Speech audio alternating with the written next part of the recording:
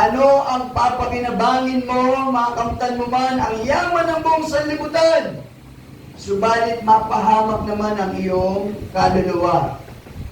Bakit napakahalaga ng kaligtasan? Sapagkat ang sabi ng Bible, kahit nasa iyo na ang lahat, amen? Nasa iyo na ang buong yaman ng sanlibutan, yan po ay walang halaga sa kaluluwa mo. Amen? Right. Kung ang kaluluwa mo ay mapapahamak sa impyerno, walang magagawa ang kayamanan ng sanlibutan. Amen? That's right. Kaya napakahalaga po ng kaligtasan. Ano po sabi ng Bible? John 3:16, For God so loved the world that He gave His only begotten Son, that whosoever believeth in Him should not perish, but have everlasting life. Ano nga ba ang kaligtasan? Ang kaligtasan po, sabi, should not perish, but have everlasting life. Dalawa po ang sinasabi po ng Bible. Huwag kang mapahamak, magkaroon ka ng buhay na walang hanggan. Yung huwag kang mapahamak at buhay na walang hanggan, dalawang lugar po yan. Yung huwag kang mapahamak, yan ay lugar ng impyerno. Magkaroon ka ng buhay na walang hanggan, yan po ay lugar ng langit.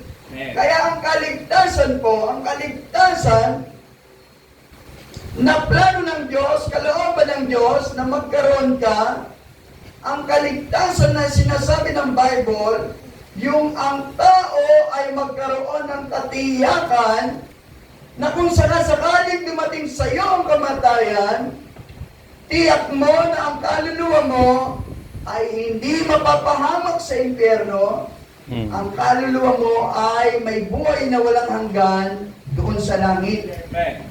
Yun po ang ibig sabihin ng kaligtasan. Right.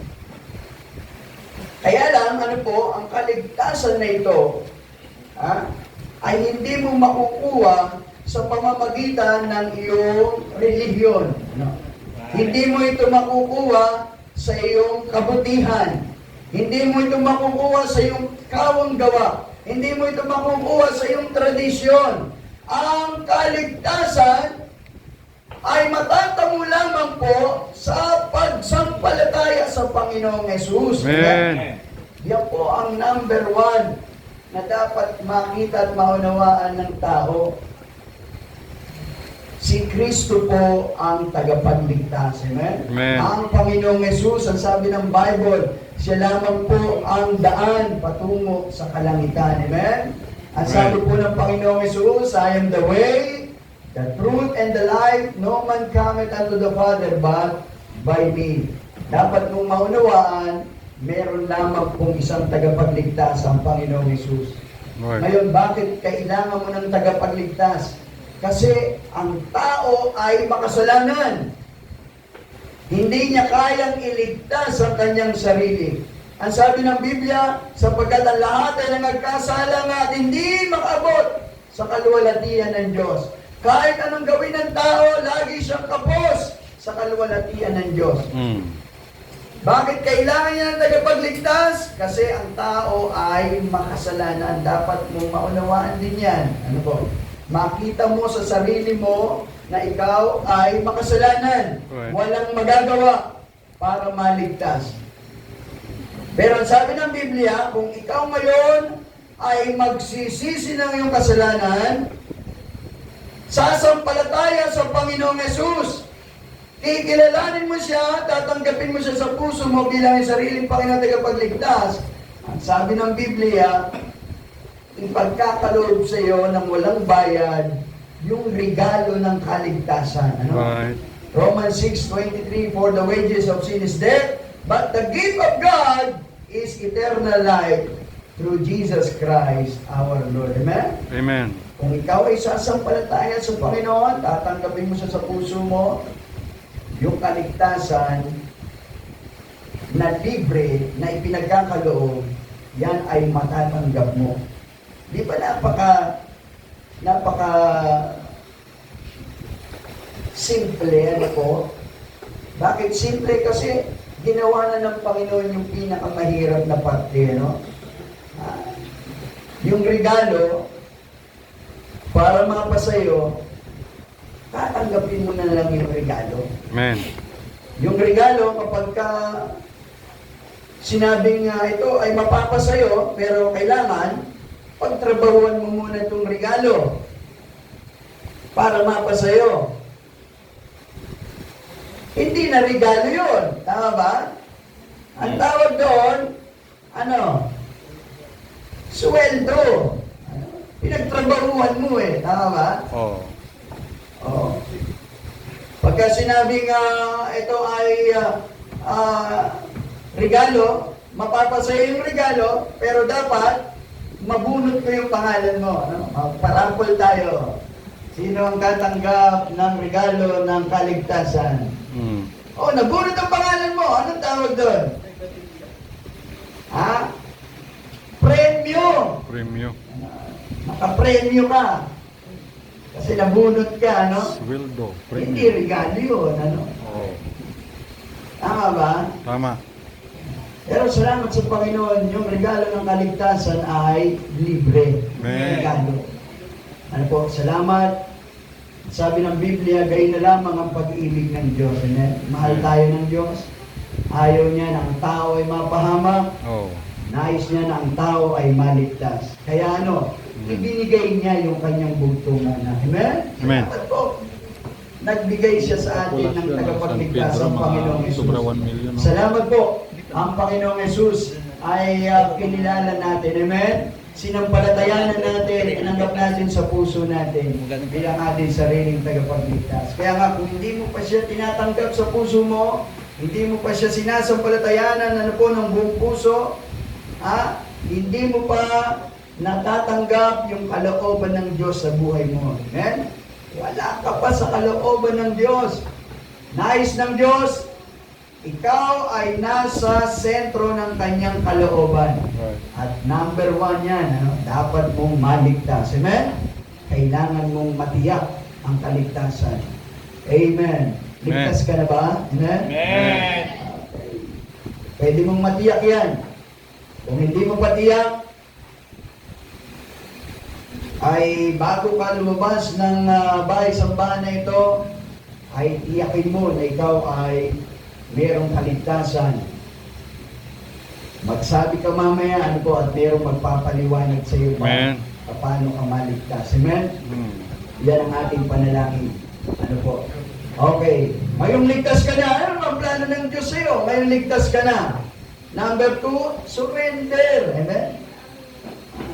Kailangan ang mga mananampalataya ay nagpapasakop sa kalooban ng Diyos. Amen? Nagsusurrender, sabi sa Romans chapter 12 and verse 1, that ye present your body. Present your Amen. body. Surrender. Amen? Kailangan po yan. Bilang mga mananampalataya, kailangan natin lumago. Amen? Kailangan natin mag-grow. Amen? Sa ating buhay, pananampalataya. Hindi tayo mag-grow kung hindi tayo marunong mag-surrender sa Panginoon. Amen? Hindi tayo marunong magpasakop sa Panginoon. Amen? Hindi tayo marunong sumunod sa kalooban ng Panginoon. Hindi tayo lalago. Ano po? At sa paglago natin, napag-usapan din natin po yung salitang commitment. Amen? Dapat po mga mananampalataya marunong magpag-commit sa Panginoon. Amen? I-commit natin yung ating sarili, yung ating buhay sa Panginoon. Ang ibig sabihin ng commitment, hindi po yan mababaw na salita. Ang panahon natin ngayon, inaalis na po yung salitang commitment sa buhay ng mga kabataan. Hindi na nila naiintindihan yung salitang commitment. Inaalis na yon ng sanlibutan yung salitang commitment. Tingnan nyo, pagka nakikipag-boyfriend at girlfriend kayo, di ba? Sino nga may boyfriend dito? May girlfriend. Anong sabi? Ano na ba tayo? Mag-girlfriend na ba tayo? Ano sabi nila? Walang label. Huwag natin lagyan ng label. Anong tawag sa atin? Walang label. mga Gen Z doon? Ha? Ano daw? Situationship. Situationship! Akala mo naman yan. Akala ko relationship. Ano? Nagkakaiba na palang tawag ngayon. Ano? Ngayon ko lang nalaman yan. Mahirap ng independency, no? Gen Z. No? Ano tayo? Situationship. Hindi ko alam kung ano tayo eh. Bakit ganon? Invento lang nila, no? Sitwasyon, ano? Invento nila. Meron kang feeling sa akin, meron akong feeling sa'yo. O, di ayos yung sitwasyon natin, ano? Situation. Parehas tayo nagkakaintindihan.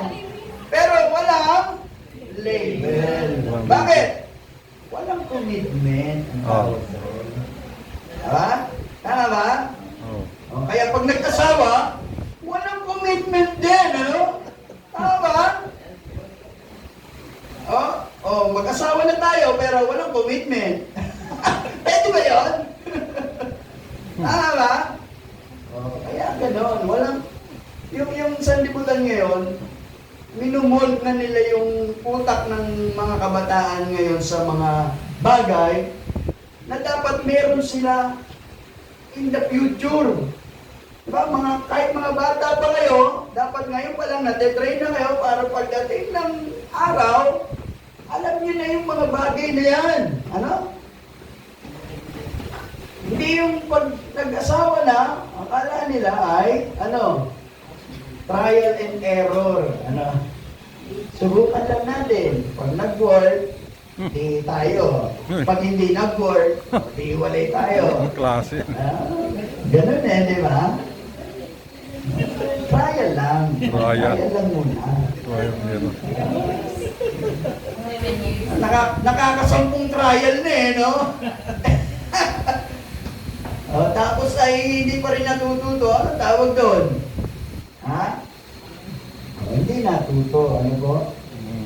So, mahalaga yung commitment. Ibig sabihin ng commitment, rain or shine. Ano? Yung commitment natin sa Panginoon. Amen? Amen. Hindi yung pagka okay lang yung feelings mo. Church ka, maglilingkod ka. Pero pagka malungkot ka, pagka hindi okay ang feelings mo, hindi ka muna maglilingkod.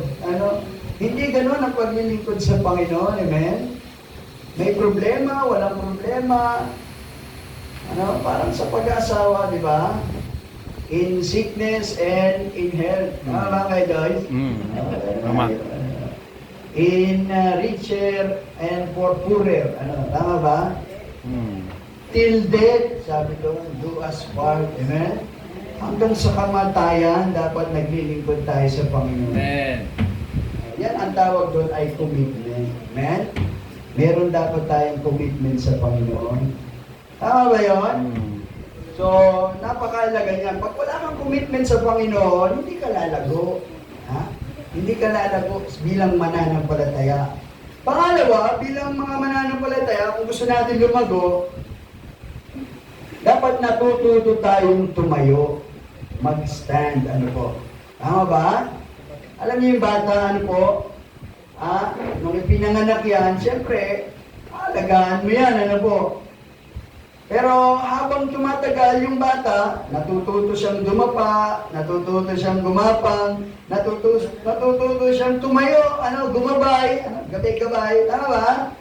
Hanggang sa matuto na siyang tumayo mag-isa, lumakad mag-isa,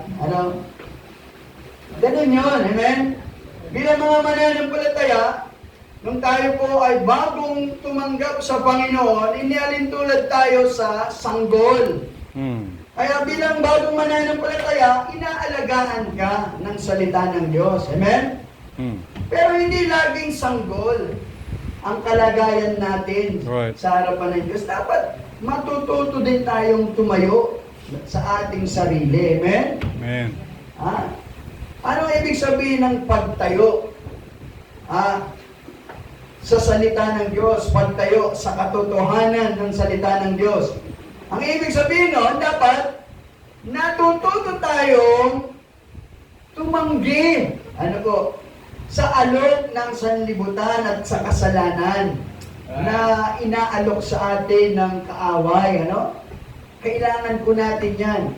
Pagka tayo po ay lumalago, dapat natututo na tayong tumayo sa salita ng Diyos. Kapag ka meron pong kaaway na pinapadala, isinusugo sa atin para dalhin tayo sa kasalanan, natututo tayong tumayo sa katotohanan at sasabihin natin, ay, stop! Hindi. Hindi na ako pwede sa ganyan kasi mananampalataya na ako. Tama ba? Pagka sinabi niya, pare, shot muna tayo. Sasabihin mo, ay, hindi na ako nagsashot. Kasi ay, mananampalataya na ako. Amen? Amen. Natututo kang tumanggi. Oh. Tama ba? Learn to say no. Natututo ka nang tumayo sa salita ng Diyos. Amen. Sa kalooban ng Panginoon. Tama ba? Ano ba yung kanta na yun? The place The place I used to go, I go there no more. No more. The song I used to sing, I sing them no more. Tama ba? Oh. It was a grand day when I was born again. Amen? Amen. Dapat gano'n, Yung dating lugar na pinupuntahan mo, hindi mo na pinupuntahan yun kasi alam mo, hindi ka looban yun, Dati pumupunta ka doon sa patay sindi. Sa, ano ba tawag doon? Beer house. Beer house, Nightclub. Nightclub, mga panahon ni Kuya Joyce yun Wala. Ano ba tawag ngayon? Wala. Good boy ako. Good boy ako. Ha? Baile lang, baile. Hindi na. Baile Basta lang. yung gimikan nila, Oh. alam mong hindi yun ang lugar para sa mga mananampalataya. Amen? So, marunong ka nang mag-say no dahil sa mga bagay na yan. Amen. Yung mga awitin na alam mong hindi makakapagbigay ng kapurihan sa Panginoon, hindi po na yan inaawit ngayon. Tama ba? Tama ba mga young people? Hindi pa rin Practice. Mga kantang Practice. sensual, mga kantang mahalay, Yung mga kanta ngayon, may mga mura na yung kanta ngayon, Oh. Oh. May mga kanta ngayon na very vulgar, yung kanilang mga lyrics, Oh. Tama ba? Ano ba Ano? yung mga kanta na yun? Ano? Anong bigay nga kayo ng mga kanta na yun? Ang boy, anong kanta na yun? Sikat na kanta na yan, boy.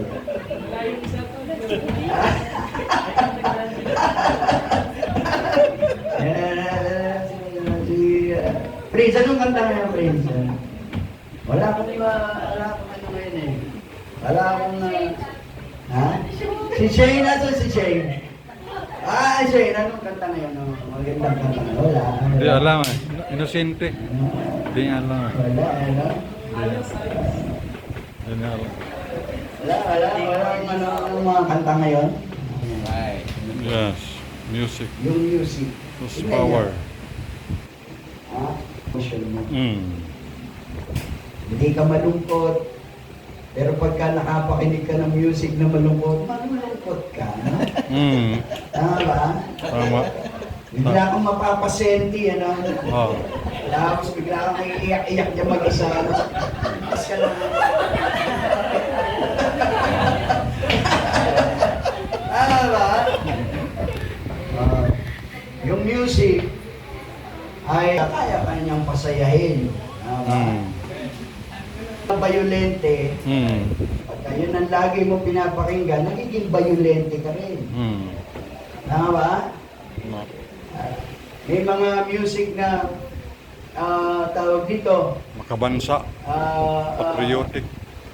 hindi ka naman in love, Wala ka namang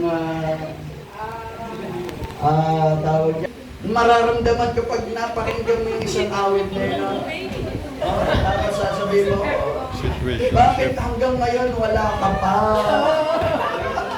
Gusto ko na nga magka-boyfriend. Makakatulong yan para tayo ay Awit na lumago sa kalangit. buhay spiritual. Amen. Kaya Awit merong na mga awit makalangit. tayo rito. Ano po, may mga himno tayo. May mga makalangit na awit tayo. Yun ay inaawit natin para magbigay kapurihan sa Panginoon. Amen. Diyos tayo lagi. Amen? Amen. May salita ng Diyos. Ano po, hindi rin po lahat ng awit na akala natin ay merong makalangit na lyrics ay yan ay sa Panginoon na yan. Ano po? Dapat po ang awit ay may mga prinsipyo na sa ilalim ng salita ng Diyos. Ano po? Amen. Pangalawa, surrender. Ano? Mag-surrender. Pangalawa, matuto kang tumayo sa Panginoon. Amen.